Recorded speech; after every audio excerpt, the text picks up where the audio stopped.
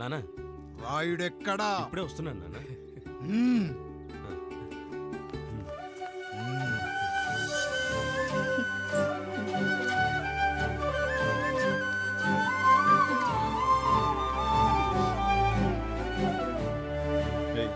చూడరా, మీ అన్నం మీద పగ తీర్చుకోవడానికి నీకు ఇదే సరైన సమయం.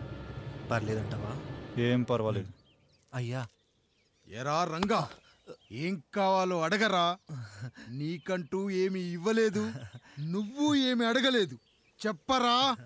మా అన్నకు నాకు పడట్లేదయ్యా. తోడ పుట్టినవాడని చాలా సహించాను. అడ్డమైన దానాలు చేసి ఆస్తి మొత్తం పోగొట్టాడు. ఇప్పుడేం కావాలరా? కొద్దిగా ఈ కత్తి తీసుకొని వాడిని చంపి పెట్టండి అయ్యా.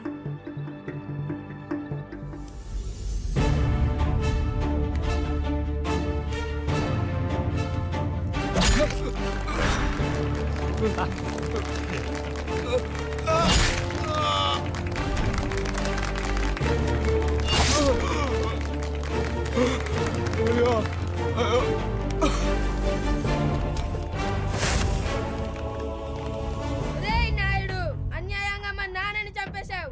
గుర్తుంచుకో, ఈ నాయుడి కొడుకు నీ కుటుంబం పాలిట సైనికుడిగా మారబోతున్నాడు. నిన్ను, నీ కొడుకుని, ఆడికి పుట్టబోయే కొడుకుని అందరినీ లేపేస్తా.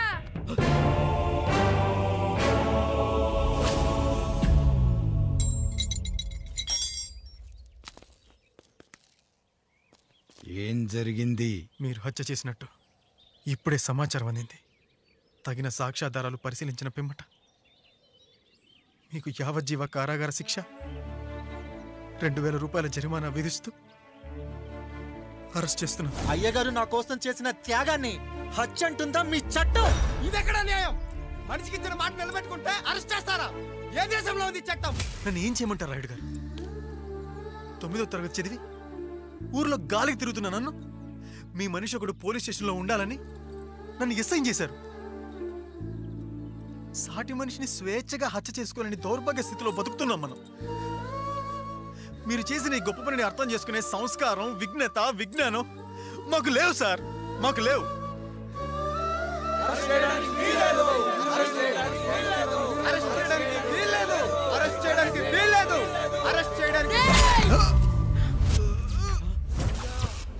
నాయుడు గారు,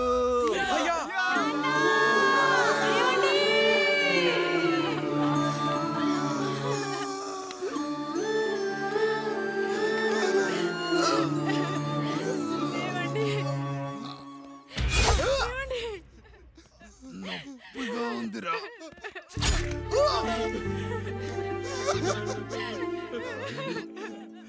సుధా, నేను లేకుండా ఎలా ఉండగా? పర్వాలేదండి, బిడ్డలతో నేను ఉండిపోతాను. అయ్యో, ఈ పాడు సమాజం నిన్ను మనశ్శాంతిగా బతకనివ్వదు. ఇంతమంది పిల్లల్ని చూసుకుంటూ భర్త లేకుండా ఎలా బతకగలం?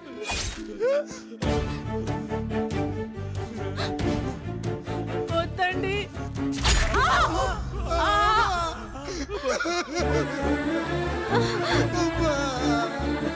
రాయుడు, బిడ్డలు జాగ్రత్త. ఈ రోజు నుంచి వీళ్ళంతా నీ తమ్ముళ్ళు చెల్లెళ్ళు కాదు, నీ బిడ్డలు.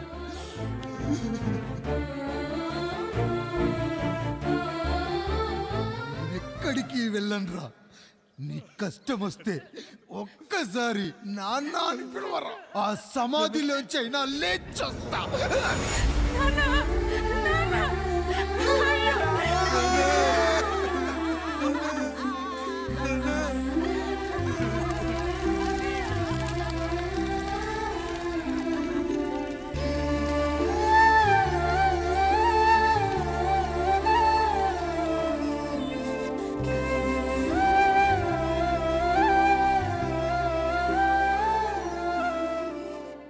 ఇందు మూలంగా 50 మందికి తెలియజేయనిదేమనగా, ఊరికి కొత్తగా వచ్చిన యాండ్రాయిడ్ తన తండ్రి పెదరాయుడు అని ఆస్తిలో వాటా పంచమని రచ్చబండిని ఆశ్రయించడం వలన గ్రామ పెద్దలందరూ రేపు 11 గంటలకు రాయుడు గారింటికి రావాల్సిందిగా కోరుచున్నాము.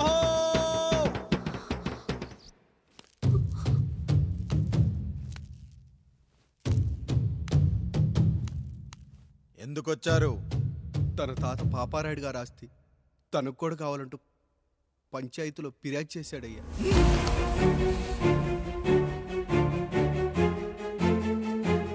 మస్తా గారు ఆ దస్తావేజులు ఇవ్వండి. అయ్యా మరి మా సంగతి ఏంటి? అడగరేంటి? అవునన్నయ్య. ఈరోజు మీ పన్మేష్ కొడుకొచ్చాడు, రేపు ఆ పాల్దాన్ కూతురు వస్తుంది.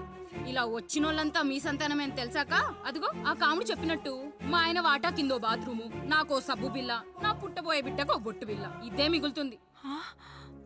అయినా ఊరి జనాభా కన్నా అన్నయ్య పిల్లల సంఖ్య ఎక్కువైపోతుంది. వాళ్ళందరూ ఇంటి మీదకి వచ్చేలోపు మా ఆస్తి మాకు ఇచ్చేస్తే మా బతుకులు మేము బతికేస్తాంగా. అవునన్నయ్య, మా ఆస్తి మాకు కావాలంతే.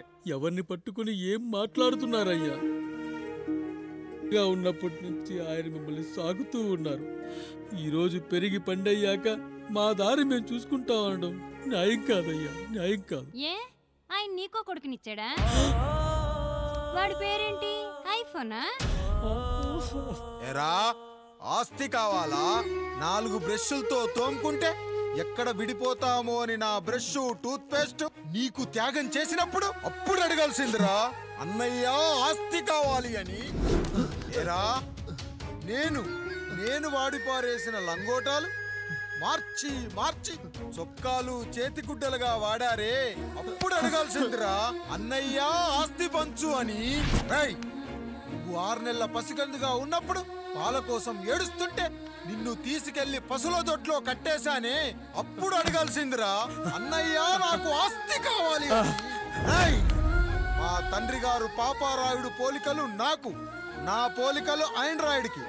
అసలు మా కుటుంబంలో ఏ పోలికలు లేని మీకు ఎందుకు ఇవ్వాలరా ఆస్తి? ఆస్తి లేదు, గీస్తి లేదు. Get out, get out, get out, get out, get out, get out అని నేను అనొచ్చు, కానీ అనగలనట్రా? అనలేను. ఎందుకంటే మీరంతా నా తమ్ముళ్ళు, నా చెల్లెళ్ళు. రక్తం తాగిన దోమ కూడా వెళ్ళేటప్పుడు కృతజ్ఞతగా ఏ మలేరియానో టైఫాయిడో వదిలి వెళ్తుంది.